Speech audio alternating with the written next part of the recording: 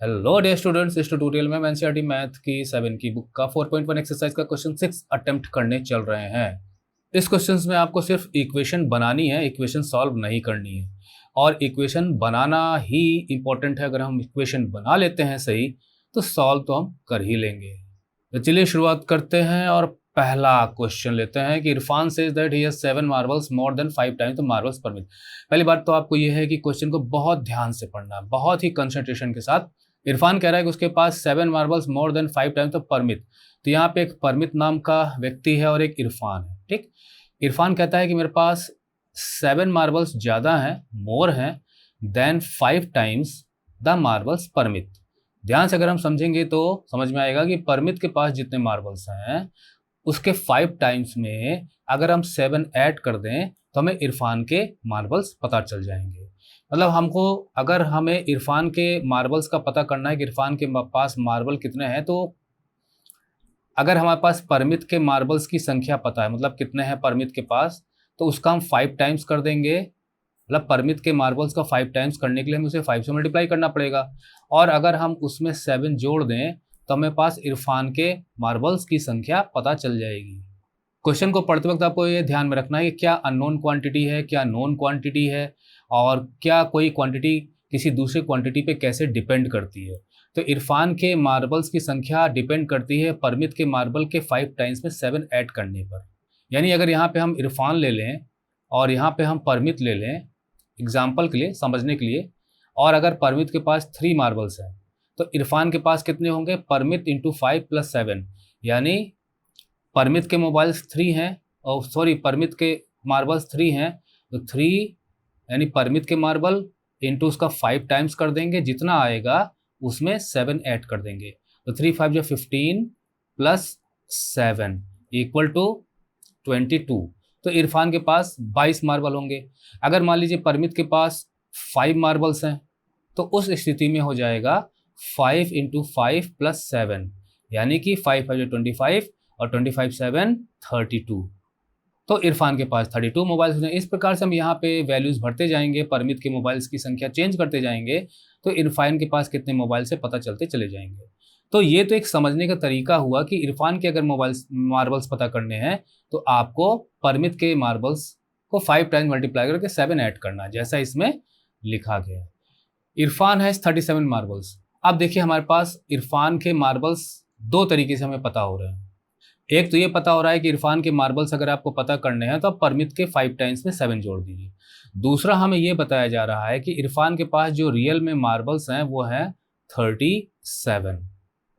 जैसे हमने यहाँ पे 22 निकाला, 32 निकाला, तो इरफान के पास 22 मोबाइल्स हैं तो परमित के पास 5 थे। अगर इरफान के पास 32 मोबाइल्स हैं तो इरफान के पास अगर 3 मार्बल्स हैं तब इरफान के पास 22 मार्बल्स होते हैं। और अगर परमित के पास 5 मार्बल्स हैं तो इरफान के पास 32 मार्बल्स होते हैं।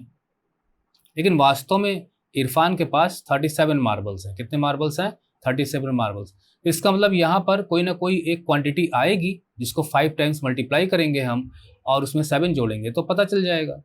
और अगर हम यहाँ पे 6 ले लेते हैं तो 6 इंटू 5 प्लस 7 करने से 37 आ भी जाएगा। तो इसका मतलब ये है कि परमित के पास 6 मार्बल्स हैं। तो ये तो हो गया एक प्रकार से ट्रायल एंड एरर मेथड। कौन सा मेथड हो गया? Trial and error. अब हम लौटते हैं क्वेश्चन की तरफ कि इरफान के पास 37 मार्बल्स हैं। ये दिया गया है आपके क्वेश्चन में, यानी हमारे पास ये नोन वैल्यू है। परमित के पास कितने मार्बल्स हैं हमें ये नहीं पता, तो हम मान लेते हैं यहाँ पे दिया गया कि परमित के मार्बल्स को हम मान लेते हैं परमित हैज़ m मार्बल्स। और अभी हमने देखा था यहाँ पे सिचुएशन कि अगर आपको इरफान के मार्बल्स को पता करना है तो आप परमित के मार्बल्स में अगर आप 5 से मल्टीप्लाई कर दो और प्लस 7 कर दो तो आपको इरफान के मार्बल्स की संख्या पता चल जाएगी। यानी इरफान के मार्बल जो 37 मार्बल्स हैं वास्तव में हम इस तरीके से भी निकाल सकते हैं। तो अब इरफान के मार्बल्स इक्वल टू, ये जो 37 मार्बल्स हैं इक्वल टू, हम P परमित की जगह हमने M माना है, मतलब परमित की जगह हमने M माना है, तो M इंटू 5 प्लस 7, और ये इक्वल का निशान लगा हुआ है। और इरफान के पास कितने मार्बल्स हैं? 37 हैं।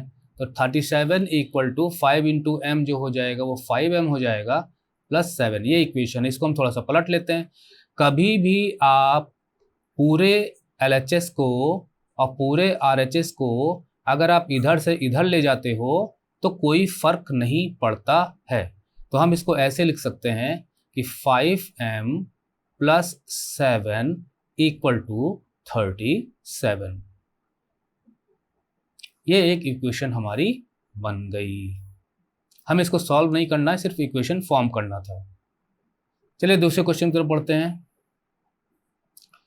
Lakshmi's father is 49 years old.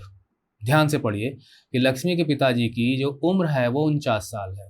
He is 4 years older than 3 times Lakshmi. अब देखिए कि लक्ष्मी के फादर की एज की लक्ष्मी से तुलना की गई है, कंपैरिजन किया गया है। मतलब लक्ष्मी के फादर को लक्ष्मी की एज यानी जो उनकी डॉटर है उसकी एज से कुछ रिलेशन बताया जा रहा है। उस रिलेशन पे हमको गौर करना है कि लक्ष्मी के फादर की एज अगर 49 ईयर्स है, मतलब हम यहाँ लिख लेते हैं कि लक्ष्मी के फादर की एज वो है 49 ईयर्स। ठीक, इसके बाद he is 4 years older than 3 times Lakshmi, यानी वो 4 साल बड़े हैं और लक्ष्मी की एज के 3 टाइम से 4 साल बड़े हैं। ध्यान दीजिए कि ही इज 4 ईयर्स ओल्डर, वो 4 साल बड़े हैं, पर 4 साल डायरेक्ट बड़े नहीं है लक्ष्मी से, बल्कि 3 टाइम्स लक्ष्मी। लक्ष्मी की एज के 3 टाइम्स में भी 4 जोड़ दोगे उसके बराबर उनके पिताजी हैं। यानी कि लक्ष्मी के पिताजी की एज पता करनी हो तो हमारे पास एक और तरीका है, वो ये है कि लक्ष्मी की जो एज है उसमें आप 3 से मल्टीप्लाई कर दीजिए और उसके बाद उसमें 4 जोड़ दीजिए, तो लक्ष्मी के फादर की एज पता चल जाएगी। और लक्ष्मी की फादर की एज वास्तव में कितनी है? 49 है। इसका मतलब ये है कि ये और ये दोनों आपस में इक्वल वैल्यू देंगे। अब चलिए हम इसमें पुट करते हैं वैल्यू को। लक्ष्मी की फादर की एज है 49 ईयर्स, ठीक है, क्योंकि भाई साफ साफ लिखा गया कि लक्ष्मी के फादर की एज कितनी? 49 ईयर्स। तो लक्ष्मी के फादर की एज 49 ईयर्स हमने कर दी, इक्वल टू ये जो हमने बनाया था ये इसको देखकर बनाया था कि लक्ष्मी के पिताजी की एज 2 तरीके से पता कर सकते हैं। एक तो हम एकदम बता ही दें आपको कि 49 साल है, अगर हम नहीं बताते हैं 49 साल है, 49 ईयर्स ओल्ड है, तो आप लक्ष्मी की एज पता करिए, उसके 3 टाइम्स में 4 जोड़ दीजिए तो भी लक्ष्मी के पिताजी की एज पता चल जाएगी। तो लक्ष्मी को हम यहाँ मानते हैं, यहाँ पे y लिखा गया है, ठीक है, तो हम लक्ष्मी की एज को y मान लेंगे, इंटू 3 कर देंगे, प्लस 4 कर देंगे, तो ये हो जाएगा 49 इक्वल टू y इंटू 3 जो है वो 3y लिखा जाएगा। ये इसका 3 जो है कोइफिशिएंट है, y वेरिएबल है, और प्लस 4, इसको हम पूरा पलट लेते हैं तो ये हो जाएगा 3y प्लस 4 इक्वल टू 49। ये इसकी इक्वेशन बनी। चलिए अगले क्वेश्चन बढ़ते हैं।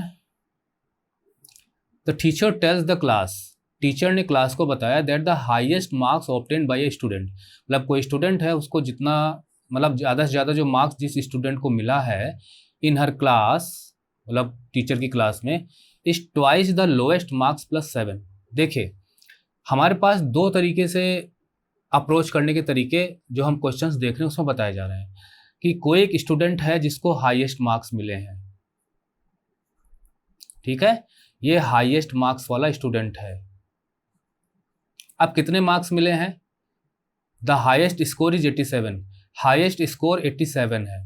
इसका मतलब यह है कि जो हाईएस्ट स्कोर मार्क करने वाला स्टूडेंट है उसे 87 मार्क्स मिले हैं, ठीक है। तो फिर आगे क्या करें? फिर इक्वेशन बनाने की जरूरत ही क्या है?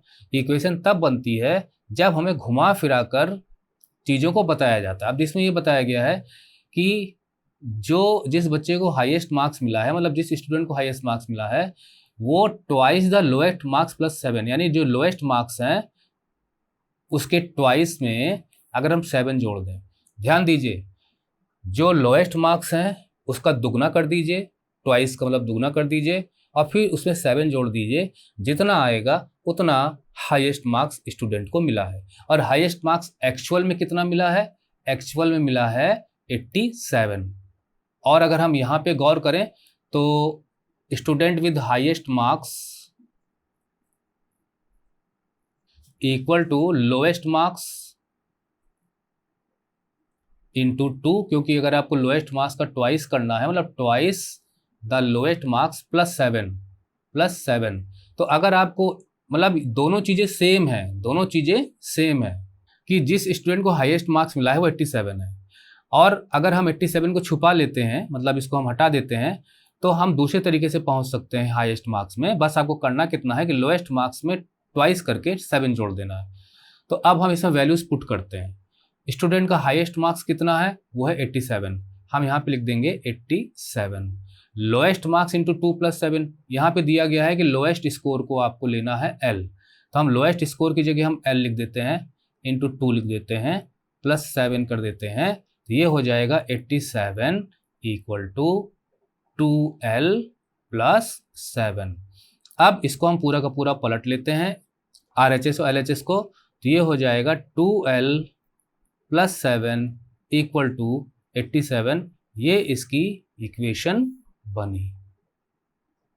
अगला question, in an isosceles triangle the vertex angle, आप जानते हैं कि जो आइसोसेलेस ट्राइंगल होता है उसकी दो साइड बराबर होती हैं, मतलब मान लेते हैं हम कि ये साइड बराबर है, और इसकी एक प्रॉपर्टी होती है कि अपोजिट साइड के एंगल भी बराबर होते हैं, मतलब जितने डिग्री का एंगल ये होगा उतने डिग्री का एंगल ये होगा, ये एंगल डिफर करेगा, मतलब ये एंगल अलग होगा। तो इन an isosceles triangle the vertex angle is twice either base angle, तो ये हो जाएगा आपका वर्टेक्स एंगल, ये हो जाएंगे आपके बेस एंगल। और आप जानते हैं कि ट्राइंगल के तीनों एंगलों का जो जोड़ होता है, sum of the angles of a triangle is 180 degree. चलिए अब फिर से हम क्वेश्चन को पढ़ते हैं। In an isosceles triangle the vertex angle is twice either base angle, तो अगर आपको वर्टेक्स एंगल पता करना है तो अब आप बेस एंगल को पता कर लीजिए और उसका ट्वाइस कर दीजिए, क्योंकि वर्टेक्स एंगल जो है वो बेस एंगल का ट्वाइस है, और यहाँ लिखा गया है कि बेस एंगल को आप बी मान लीजिए। ठीक है, क्या मान लीजिए, बी। तो isosceles triangle the vertex angle is twice either base angle, either को मतलब दोनों जो बेस एंगल है इनके दोनों इक्वल हैं, यानी अगर आपको वर्टेक्स एंगल पता करना है, वर्टेक्स एंगल पता करना है तो आप 2 टाइम्स बेस एंगल को कर दीजिए, यानी इक्वल टू 2, और बेस एंगल को हमने मान लिया बी, बेस एंगल को हमने क्या मान लिया, बी, तो ये हो जाएगा 2b, और ये है आपका वर्टेक्स एंगल। तो वैसे तो हम इसको यहीं पे समाप्त कर सकते हैं, लेकिन हमें इक्वेशन बनानी है, तो वर्टेक्स एंगल देखिए तो 2b के बराबर हो गया, और sum of the angles is equal to 180 degree, triangle के sum of the angles equal to 180 degree.